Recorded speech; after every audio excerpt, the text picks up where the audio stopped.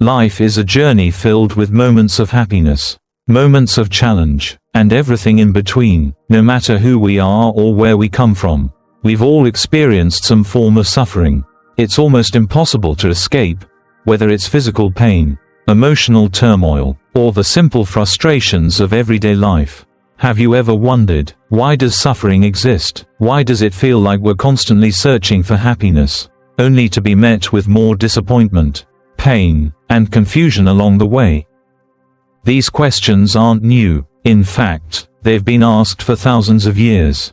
Over 2.500 years ago, a man named Siddhartha Gautama, later known as the Buddha, embarked on a journey to understand the cause of human suffering. What he discovered changed not just his life, but the lives of millions, and continues to resonate deeply today. Imagine for a moment that you were faced with the same question: what is the key to ending suffering? The good news is that the answer is simpler than you might think, and it's contained within a profound set of teachings called the Four Noble Truths. These truths are not abstract philosophies or ancient ideals, they are practical, actionable principles that can transform the way we view the world and our place within it. The Buddha's teachings are not about avoiding suffering or pretending that life is easy. Instead, they offer us a way to approach life with understanding, with awareness, and with compassion. These truths show us how to embrace suffering as a natural part of existence, understand its root causes, and, most importantly, how to transcend it and move toward inner peace. In this video, we will explore the Four Noble Truths, one by one. By the end, you'll see how these timeless teachings can guide you through life's challenges, help you face adversity with greater clarity, and lead you to a state of peace and serenity. Are you ready to take that first step? Let's begin the journey together and uncover the wisdom that has the power to transform your life. The first noble truth, the truth of suffering. The first noble truth may seem obvious at first glance, but its depth is far greater than we often realize. Suffering, or dukkha, as it's called in Pali, is an inescapable part of life. The Buddha teaches us that suffering is not limited to pain or discomfort but spans the entire spectrum of human experience. It arises from several fundamental aspects of existence: birth, aging, sickness, and death. These are universal truths that no one can avoid, no matter who they are or what they do. But suffering doesn't just appear in physical pain. It also manifests in emotional turmoil. Think about the times you've met people you dislike or had to endure uncomfortable situations with them. These experiences are painful in their own right. Then there are the moments when you are separated from loved ones or face the deep ache of longing for something, or someone, that is no longer a part of your life. Perhaps you've experienced the endless striving for success, the relentless chase after achievements that, when attained, leave you feeling unfulfilled and unsatisfied. These emotional pains are just as real, if not more painful, than the physical ones. Take a moment and think about a brand new phone. When you first buy it, you're thrilled. It's shiny, fast, and flawless, a symbol of modern convenience. But as time goes on, things change. The once pristine phone gets scratched. The battery life doesn't last as long. And maybe, just maybe, it stops working altogether. What was once a source of joy becomes a source of frustration. The excitement fades, and in its place, you feel disappointed and dissatisfied. This example, simple as it may seem, illustrates the impermanence of all things in life. Even something as seemingly stable and comforting as a new possession is subject to change. Eventually, it will wear out, break, or simply not meet our expectations anymore. This is precisely what the first noble truth is teaching us. Suffering is part of life. The very nature of life is change, and with that change comes inevitable suffering. The Buddha's insight was not to dwell on the negative aspects of life but to help us see the truth of suffering so we can learn to navigate it. Instead of running from it, we can learn to face it, understand it, and embrace it as a natural aspect of our existence.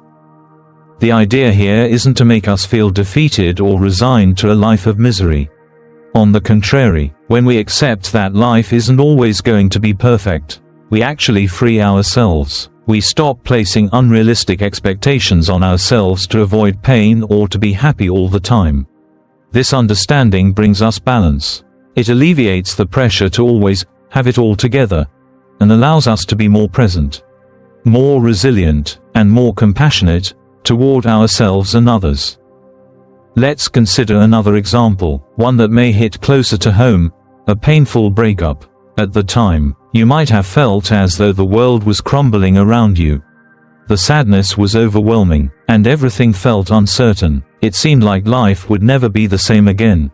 But as time passed, you learned something important. You grew emotionally stronger. You discovered more about yourself, your needs, and your capacity to heal. With time, you built resilience, and that painful chapter eventually became a lesson in self-awareness and growth. This is the essence of the Buddha's teachings. Our suffering does not define us. It's how we respond to that suffering that shapes who we are. Each painful experience, each moment of loss, and each hardship we face presents an opportunity to grow, to learn, and to evolve. The wisdom that Buddha imparted to us was not that we should avoid suffering, but that we should embrace it and use it as a stepping stone toward becoming better versions of ourselves. In life, suffering will come, it always does. But how we choose to handle it makes all the difference. Think of life as a journey, with suffering as a companion along the way.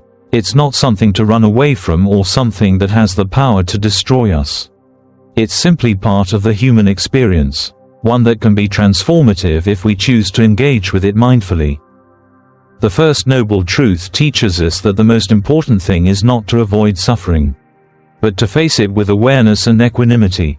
When we accept the impermanence of life and the inevitability of change, we become free from the weight of expectations. We stop blaming ourselves for our struggles and stop fearing the pain that accompanies them. Instead, we embrace life as it is, understanding that each challenge is an invitation to grow. So, the next time you face a difficulty, whether it's a small frustration or a major life event, remember the First Noble Truth. Suffering is a natural part of life. It's not something to fear or resist. Embrace it, learn from it, and allow it to shape you into someone stronger, wiser, and more compassionate. Life, with all its ups and downs, is a journey worth taking. The Second Noble Truth, the cause of suffering. The Second Noble Truth reveals an important insight: suffering has a cause. It's not something that happens randomly or without reason. The root of suffering, as the Buddha teaches, lies in our attachment to things, our desires. This attachment isn't limited to just physical objects, it extends to emotional and mental attachments. We desire things to go our way, and we cling to people, possessions, relationships, and even ideas about how life should unfold. But when these attachments are threatened or taken away, we experience frustration, disappointment, and pain. Imagine a child with their favorite toy. To the child, this toy is more than just an object, it's a source of joy, comfort, and identity. They form an attachment to it, loving it so much that when it breaks or gets lost, they feel devastated. The toy itself isn't the problem. It's the child's attachment to the toy that causes the suffering. If the child could learn to see the toy for what it is, a temporary object that serves a purpose but is not meant to last forever, they might not feel so upset when it breaks. The pain comes not from the loss of the toy, but from their clinging to it, their desire for it to remain the same forever. As adults, our attachments evolve. Instead of toys, we become attached to more complex and significant aspects of life, our careers, relationships, and even our idea of success. Perhaps we desire a promotion at work, or we cling to the idea of a perfect relationship. When things don't go as planned, when we lose a job, face the end of a relationship, or fail to meet our goals, we suffer. The pain we feel isn't caused by the event itself, but by the attachment we had to the way we thought life should be. Take a moment to think about the material desires we chase in our daily lives. How often do we find ourselves desiring the newest phone, a new car, or a bigger house? At first, the excitement of acquiring these things brings us happiness. But that happiness is fleeting. Once we get the new phone or car, we feel content for a while.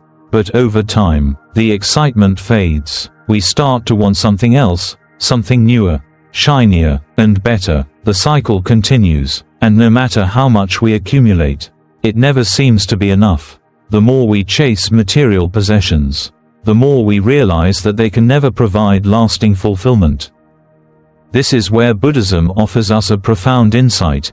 It's not our desires that cause suffering, but our attachment to them. Desiring things in life isn't inherently bad. Desire can motivate us, help us set goals, and drive us toward growth.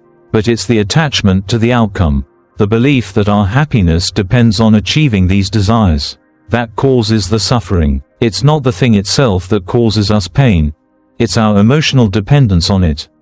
We become so attached to the idea that life should unfold in a certain way. And when it doesn't, we feel lost or disillusioned. Buddhism teaches us that everything in life is impermanent. People change, situations change, and even our feelings change. Nothing stays the same forever. This realization can be difficult, especially when we are attached to the idea that certain things in life should be permanent. But the truth is that everything, no matter how dear, eventually changes or fades away. People come and go, relationships evolve, and even our own desires and expectations shift with time. This is the essence of the Buddha's teachings. To understand that nothing lasts forever is to free ourselves from the suffering that comes from holding on too tightly. Consider the relationships in your life. When you form deep bonds with others, you may begin to feel as though they are a permanent source of happiness and fulfillment. But as time passes, people change. Sometimes we experience distance in relationships, people move, evolve, or even leave our lives entirely. When we cling to the belief that relationships should always be perfect or unchanging, we open ourselves up to heartache and pain. But when we learn to let go of this attachment, to accept that change is inevitable, we are better able to navigate the shifts in our relationships with greater peace and acceptance. This isn't about giving up on desires or goals altogether. Buddhism doesn't teach us to stop desiring or stop loving. It teaches us to recognize that attachment to the outcome is where the suffering lies. We can still work hard for the things we want, love deeply, and cherish the people and experiences that bring us joy.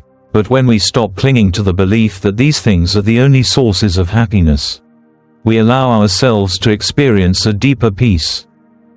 By embracing the impermanence of life and letting go of the attachments that bind us, we free ourselves from unnecessary suffering. We learn to enjoy life for what it is, without relying on any one thing or person to define our happiness. And in doing so, we begin to experience the freedom that comes with true contentment, not from having everything we want, but from being at peace with what we already have. So, the next time you find yourself frustrated, disappointed, or upset, take a moment to reflect. What am I attached to? What do I believe must happen for me to be happy? By releasing these attachments, even just a little, you may find that the peace you seek is already within your grasp. Life will continue to change, but with each shift, you can remain grounded, present, and at ease. Let go, and experience the true freedom that comes from not being attached to any one thing. The third noble truth, the end of suffering. The third noble truth offers a message of profound hope. Suffering does not have to be permanent. The Buddha's teachings reveal that there is a way to end suffering, not by escaping life's challenges, but by changing our relationship to them.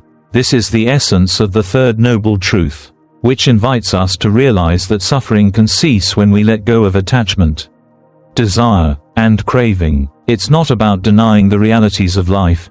It's about changing how we respond to those realities. Imagine, for a moment, trying to hold a bird in your hand.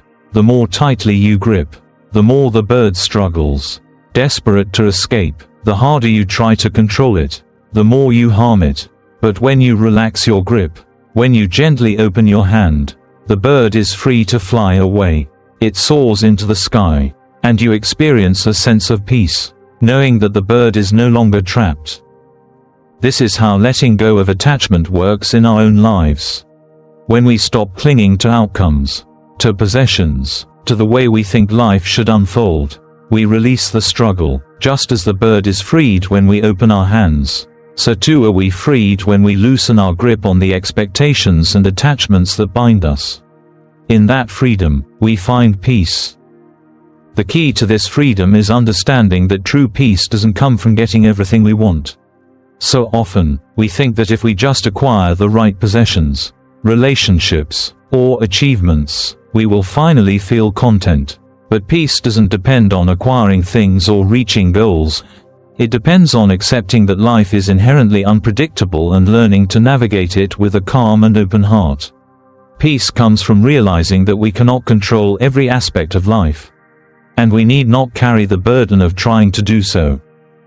When we let go of the need to control outcomes, we open ourselves up to a deeper sense of inner peace. Think about a time when things didn't go the way you expected. Perhaps it was a job opportunity that slipped through your fingers, a relationship that ended abruptly, or a dream that didn't come true. Initially, the pain might have felt unbearable, and you may have resisted the change. But when you stopped resisting, when you allowed yourself to feel the pain and let go of the attachment to how things should have been, you might have found that peace followed. You might have even found that this release, this surrender, made room for something better to come into your life. The key to ending suffering is realizing that much of our pain stems from our resistance to life's impermanence, from our attempts to control the uncontrollable. Let me share a personal example. I once held on to anger after feeling betrayed by someone I trusted. For months, I believed that holding on to that anger was justified. It felt like a way to protect myself, a way to keep myself from being hurt again. But over time, I began to notice how this anger weighed me down. It consumed my thoughts and made me resentful, keeping me stuck in the past. One day, I realized that by holding on to the anger, I was only hurting myself.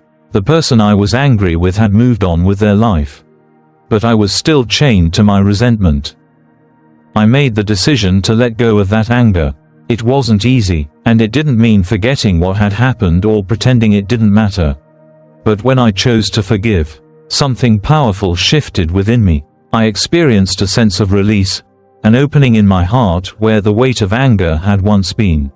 I felt lighter, freer. It wasn't just the person I had forgiven, it was myself. I had freed myself from the chains of resentment that had kept me trapped in suffering.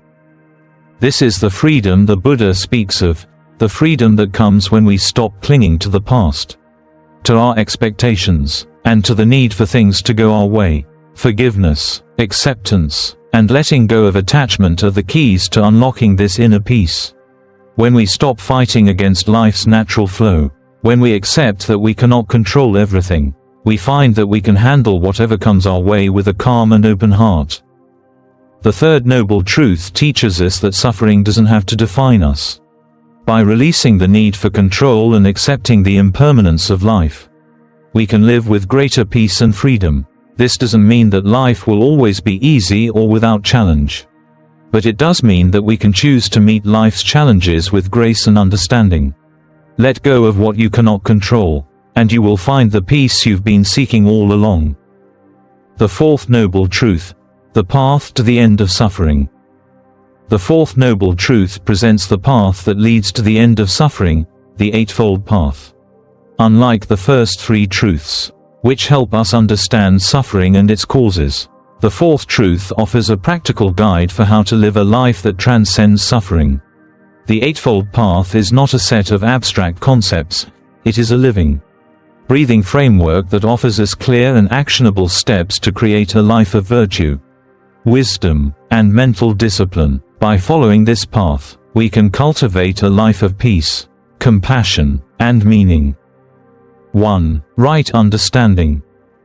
The first step on the Eightfold Path is right understanding, which forms the foundation for everything that follows. This step is about truly understanding the nature of life, including the inevitability of suffering and the role that attachment plays in causing it.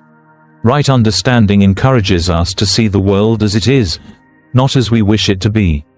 It's about recognizing that suffering is a part of life, but that it doesn't have to define us. When we understand this, we stop fighting against life's challenges and start accepting them as opportunities for growth. This deeper understanding helps us navigate life with greater wisdom and clarity. Imagine you're in a boat, paddling across a river. If you don't understand the current, you might struggle to go where you want, fighting against the water. But when you understand the river's flow, you can use the current to guide you. Similarly, when we understand the nature of suffering and impermanence, we stop resisting life and allow ourselves to flow with it. 2. Right intention. Once we understand the truth of life, we move to right intention, which is about aligning our hearts with kindness, compassion, and non-harm. This step teaches us to set intentions that reflect positive values, not only for our own well-being but for the well-being of others. Our intentions shape our thoughts, words, and actions. By setting an intention to act with compassion, we create a foundation for positive change, both in ourselves and in the world around us. Right intention encourages us to live in a way that benefits others, making choices that reflect our highest values rather than our personal desires or ego. For instance, when faced with a difficult situation at work, instead of reacting out of frustration or greed, we can choose to respond with patience and understanding. Right intention helps us cultivate a heart that is guided by love and empathy, leading to deeper connections with others. 3. Right speech. The third step is right speech, which emphasizes the power of words.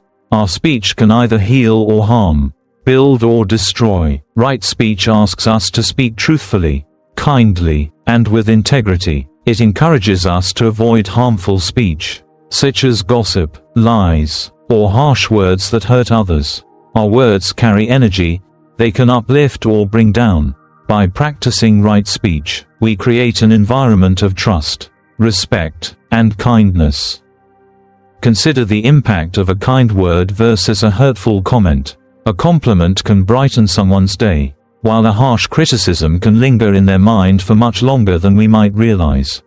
Right speech teaches us that our words can either create peace or perpetuate suffering. By choosing our words carefully, we contribute to a more peaceful world.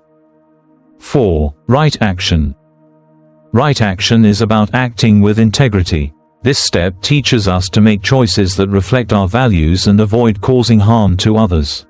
Right action involves making ethical decisions that promote harmony and respect. It's about aligning our actions with our deeper understanding of what is right, just, and kind. For example, choosing to help someone in need, offering support when you see someone struggling, or refraining from harmful behavior such as stealing or cheating are all examples of right action. Our actions create the world around us, so by practicing right action, we contribute to a world that is more compassionate, more just, and more peaceful. 5. Right livelihood. Right livelihood is about earning a living in a way that does not harm others. It's about choosing work that aligns with our ethical values and contributes positively to the world. This step encourages us to reflect on how we make our living and to ensure that our work benefits others, whether it's directly through service or indirectly through creating a positive impact. For example, someone who works as a teacher or a healthcare professional may be contributing to society in meaningful ways. On the other hand, working in industries that harm the environment or exploit people may lead to suffering, not just for others but for ourselves as well. Right livelihood encourages us to make a living in a way that brings us joy, fulfillment, and helps others. 6. Right effort. Right effort is about making a consistent effort to cultivate good qualities and eliminate negative ones. This step encourages us to practice diligence in developing virtues such as patience, generosity, and mindfulness. At the same time, it asks us to let go of negative habits like anger, greed, and jealousy that only lead to suffering. Think of it like tending a garden. To grow healthy plants, you need to consistently water them, pull out the weeds, and ensure they have the right conditions to thrive. In the same way, cultivating a peaceful mind requires consistent effort, attention, and care. With right effort, we make the choice each day to cultivate positive qualities that bring us closer to inner peace. 7. Right mindfulness. Right mindfulness is about being fully present in the moment. It's the practice of paying attention to our thoughts, feelings, and actions without judgment. Mindfulness helps us recognize when we're attached to something, when we're reacting out of habit, or when we're clinging to a desire. By cultivating mindfulness, we become more aware of where suffering arises and can choose to respond with greater wisdom. Mindfulness is not just about meditation, it's a way of living.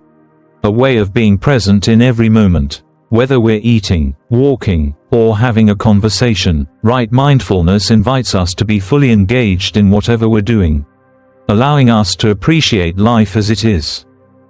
8. Right concentration. Finally, right concentration is about focusing the mind, often through meditation, to develop deep concentration and mental clarity. It's the ability to quiet the mind and concentrate on one thing at a time. Free from distractions, right concentration allows us to develop a deeper understanding of ourselves and the world around us. It brings clarity and peace to our lives, helping us approach challenges with wisdom and calm. In meditation, we practice right concentration by focusing our attention on the breath, a mantra, or an object. Over time, this practice strengthens our ability to concentrate in all aspects of life, bringing a sense of peace and mental clarity. The Eightfold Path, when practiced together, forms a comprehensive roadmap to a life of peace and happiness. It's not about achieving perfection overnight, but about making consistent effort to cultivate a virtuous, peaceful life. As we walk this path, step by step, we gradually transform ourselves and our world. By integrating these 8 steps into our daily lives, we can create a life that is not only free from suffering but full of compassion, wisdom, and joy. It's a journey of gradual transformation, one that brings us closer to the true peace that the Buddha promised. As we reach the end of our journey through the Four Noble Truths, let's take a moment to reflect on the wisdom that has been shared. Life, in all its beauty and struggle, is a continuous journey, a path filled with joy, sorrow, challenges, and triumphs. But what if we could embrace all of it with peace? What if we could understand that suffering isn't something to fear, but something that can teach us, strengthen us, and ultimately, free us? The Buddha's teachings remind us that while suffering is inevitable, it doesn't define us. It's a part of the human experience. Yes, but it's not the end of the story. The Four Noble Truths offer us a way to navigate this world of impermanence and uncertainty, showing us that by understanding the nature of suffering, releasing our attachments, and embracing the path to inner freedom, we can experience a life of deeper peace, compassion, and clarity. When we face challenges in life, we often feel helpless or defeated, but the Buddha's message is clear: you are not your suffering. What defines you is how you respond to suffering, how you grow through it, just like a tree that bends in the wind but does not break. We too can bend, adapt, and learn to weather life's storms with grace. Every hardship, every challenge is an opportunity for transformation. It's a chance to grow wiser, more compassionate, and more resilient. Think back to the moments in your life when you felt broken or lost. How did you overcome them? Perhaps, in those moments, you didn't realize it, but you were already on the path the Buddha spoke of. You learned, you adapted, and you became stronger. And while life may never be free of difficulties, with each trial, you gain a deeper understanding of yourself and the world around you. The suffering you experience today is the foundation of your wisdom tomorrow. Imagine a life where you no longer feel at the mercy of your desires or your circumstances.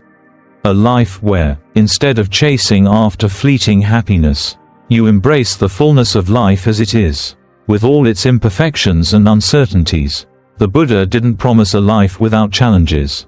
But he promised a life of freedom, freedom from the need to control everything.